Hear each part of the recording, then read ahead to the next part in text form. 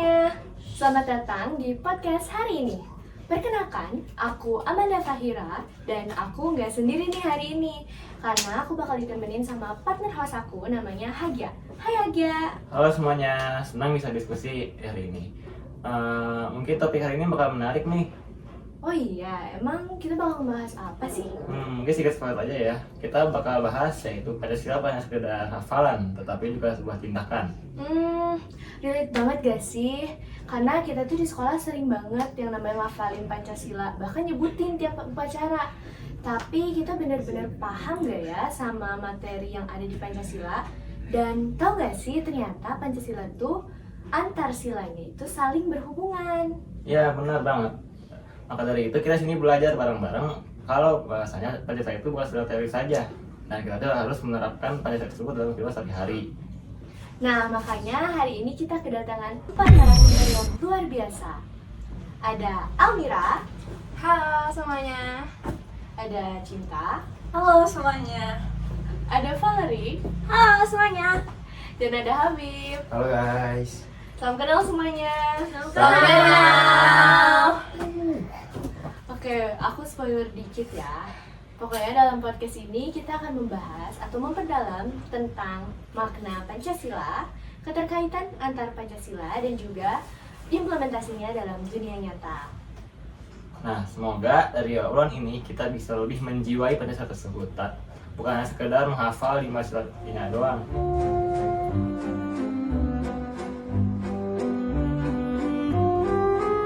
Oke, sekarang kita mulai dari dasarnya dulu ya. Hampir semua warga negara Indonesia itu tahu, bahkan mereka tuh hafal sama sila-sila yang ada di Pancasila. Tapi mereka belum tentu nih tahu kalau misalnya antar sila Pancasila itu saling berkaitan. Kalau menurut kamu, Amira, gimana sih hubungan antar sila Pancasila yang ada? Kalau secara mendalam di Indonesia, Pancasila itu kan seringkali disebut sebagai ideologi negara. Ideologi negara pasti di dalamnya punya sila-sila. Sila-sila ini pasti akan diikuti oleh masyarakatnya kan. Sebagai contoh, pada sila pertama, di situ tuh kan membahas tentang ketuhanan, ya, ketuhanan yang Maha Esa. Di situ berarti di dalamnya membahas tentang moral-moral kan. Jadi itu membahas Tuhan di dalamnya. Dan kalau misalkan kita selaraskan dengan kemanusiaan yang adil dan beradab, di situ kan ada namanya adil. Kalau misalkan ingin ada keadilan, pasti dalam masyarakat tersebut pasti harus ada yang namanya moral. Kalau enggak ya itu semua bakal bersama kan. Nah, kalau dalam sila ketiga kita kan dapat melihat dalam Persatuan Indonesia. Dalam Persatuan Indonesia ini kan kita dapat melihat kalau misalkan ingin bersatu, pasti dalamnya harus ada yang namanya moral. Nah, dari situ juga membuktikan kan bahwa Pancasila itu nggak bisa dipecah belahkan gitu dalamnya. Berarti Pancasila itu kayak satu buah yang mendukung ya? Benar banget. Jadi Pancasila tuh nggak boleh dipecah gitu karena kalau misalkan ada salah satunya yang hilang, pasti suatu negara ini bakal mendapatkan kehancuran gitu dalamnya. Iya, jadi kayak asin Pancasila tuh gak bisa bergerak sendiri, jadi harus barengan ya. Nah, di sini aku izin nih mau menambahkan supaya pada nggak salah paham tentang Pancasila ini. Nah, keterkaitan Pancasila ini tidak harus selalu dilihat pada urutannya saja. Misalnya, pada Pancasila pertama pada sampai Pancasila kelima. Tapi ini tuh lebih ke bagaimana kelima sila ini bisa saling memenuhi atau bisa saling melengkapi satu sama lain. Misalnya, pada sila kedua itu kemanusiaan. Nah, kemanusiaan ini bisa memperkuat rasa persatuan pada sila ketiga. Tanpa adanya rasa persatuan, keadilan ini tidak akan bisa terwujud, atau pada sila kelima tidak akan adanya terwujud. Nah, jadi kelima sila ini tuh saling berhubungan, akan membentuk satu kesatuan nilai yang hidup dalam kehidupan sehari-hari. Wah, penjelasannya menarik banget ya. Nah, kalau menurut Cinta sendiri nih, pandangan kamu terkait dengan keterkaitan Pancasila itu gimana? Nah, menurut aku keterkaitan Pancasilanya tuh kayak kelihatan loh di penerapannya. Contohnya di sila kelima yaitu keadilan sosial tuh gak akan terwujud kalau misalnya sebelumnya kita nggak melakukan kemanusiaan. Jadi keadilan ini lahir dari kesadaran manusia atas martabatnya, empati, dan juga hak dan juga menghormati hak asasi. Bener banget tuh Amanda. Ya sih, aku juga setuju banget sih. Karena kalau nggak ada nilai kemanusiaan ya, pasti konsep dasar dari keadilan. Nah, Ya, kehadiran. konsep dasar dari keadilan itu malah jadi kosong gak sih? Misalnya nih, orang mau menegakkan keadilan, tapi mereka masih membeda-bedakan sesamanya gitu, masih membeda-bedakan berdasarkan suku, agama, ras, atau bahkan status sosial mereka.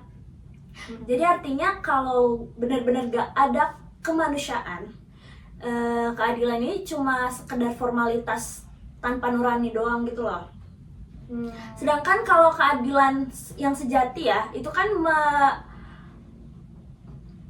memunculkan kayak empati gitu ya, harus ya menumbuhkan empati dan pengakuan harkat dan martabat. Ya betul. Keren Oke, banget. bener banget ya. Jadi kita bisa simpulin nih kalau misalnya Pancasila itu dia nggak bisa berdiri sendiri.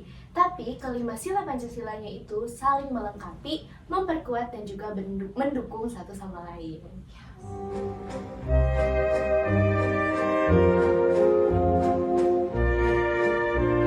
Nah, jadi kita udah paham ya kalau misalnya antar sila Pancasila itu ada keterkaitannya. Ya benar banget Nanda. Sekarang kita bakal bahas lebih dalam lagi makna dari tiap Pancasila di Pancasila. Menurut kamu Valeri, bagaimana makna di sila pertama? Menurut aku sih ya, kalau sila pertama tuh kan ketuhanan yang Maha Esa. Ya. Itu adalah fondasi moral bangsa.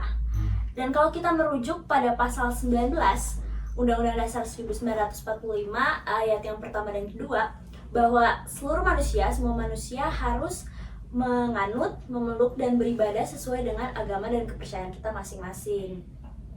Tapi ini bukan berarti kita menonjolkan satu agama saja ya. Tapi selain itu mengajak kita untuk menghormati dan menghargai sesama manusia, mau itu berbeda keyakinan sama kita atau sama gitu. Tapi itu juga tantangan kita pada zaman sekarang dong, masih banyak kasus intoleransi, ya kan? Jadi menurut aku nih sila kelima ini mengajak kita untuk lebih dalam menghormati dan menghargai sesama manusia. Iya betul juga. Kadang kita suka lupa kalau Pancasila itu menuntun kemanusiaan, bukan untuk memecah belah, apalagi mengintoleransi. Nah, bener banget. Dan sila pertama itu dia akan menjadi dasar sila yang lainnya. Maka dari itu selanjutnya adalah sila kedua. Menurut kamu Habib gimana?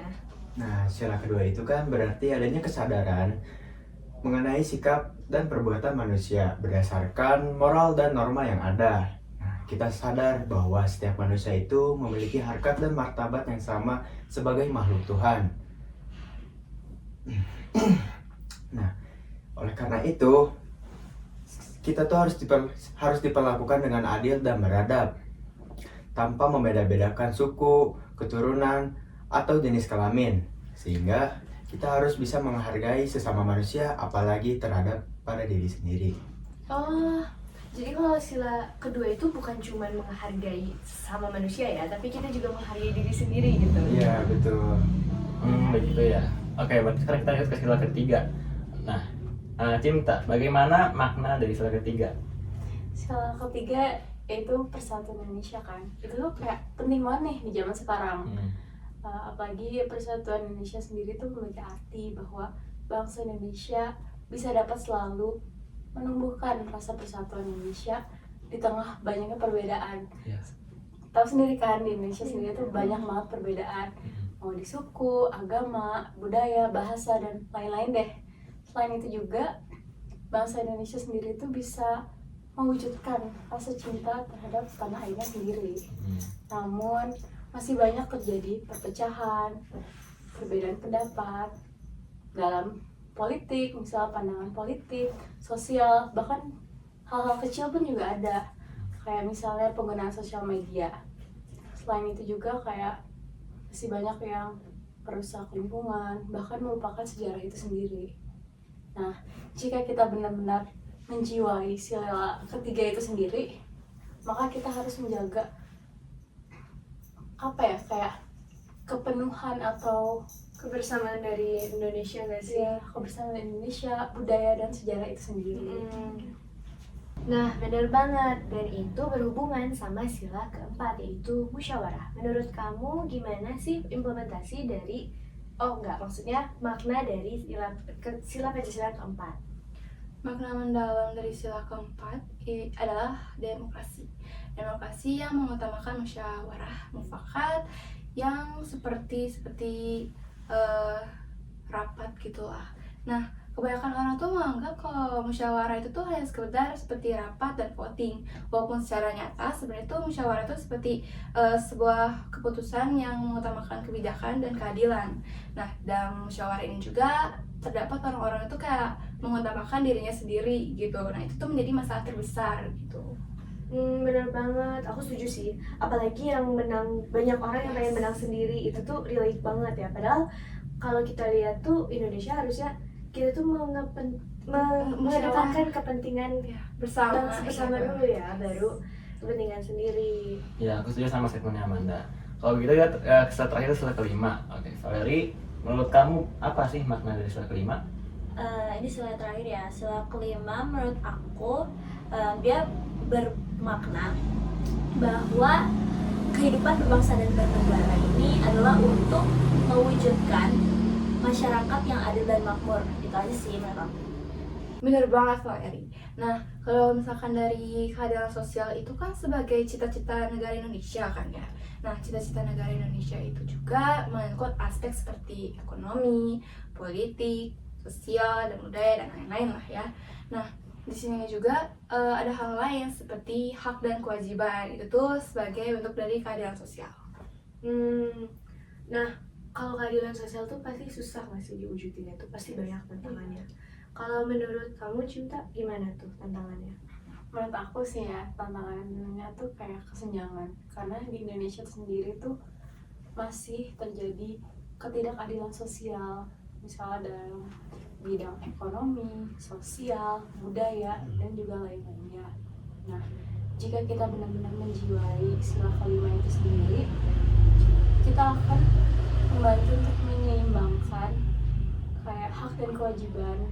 Lingkungan juga bisa tolong membantu sesama, bukan hanya mementingkan hak untuk diri sendiri. Keren banget sih statementnya.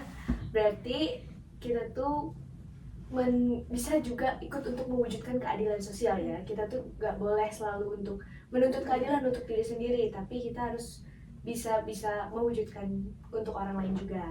Nah, itu berarti akhir dari segmen untuk makna dari Pancasila.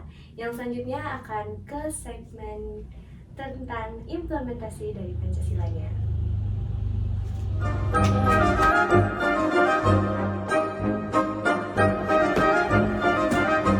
Oke, sekarang kita masuk ke bagian yang paling penting. Coba di sini ada yang mau sharing pengalaman nggak tentang nilai Pancasila? Nah, kalau dari aku sih, lihat dari pengalaman, Pancasila itu bisa diterapkan dari hal-hal yang kecil saja. Contohnya nih, pada sila pertama, itu bisa dicontohin seperti kita pergi ke gereja atau juga melakukan sholat ibadah. Pokoknya itu sesuai dengan agama dan kepercayaan masing-masing. Dari situ, kita juga gak boleh mengganggu orang yang sedang beribadah, apalagi sampai merusaknya. Itu sangat tidak boleh ya guys, ditiru. Nah, ini juga kemarin ada tuh berita lagi hangat-hangatnya, ada pengoboman di musola, kalian pada tahu kan? Nah, itu menurut aku tuh karena dampak tidak mengamalkan Pancasila. Jika ia mengamalkan Pancasila, ia tidak akan berani melakukan hal seperti itu. Oh iya, benar sih. Itu dampaknya buruk banget. Bahkan bisa sampai ngerusak toleransi antar umat beragama nggak sih? Iya benar. Nah, makanya penting banget buat kita tuh untuk mengimplementasikan sila-sila dari Pancasila dan bukan cuma ngafalin doang. Betul banget Manda. Mungkin ini juga berkaitan dengan kemanusiaan ya. Bisa tentang kemanusiaan, menurut Valeri, gimana sih cara implementasinya? Menurut aku ya, kita buat baik sama siapapun orangnya juga itu udah termasuk kita mengakui dan menghargai persamaan derajat, hak, dan kewajiban seluruh manusia ya. Jadi kalau kita kayak gotong royong membersihkan kelas atau membantu sesama, itu juga menurut aku udah termasuk sih.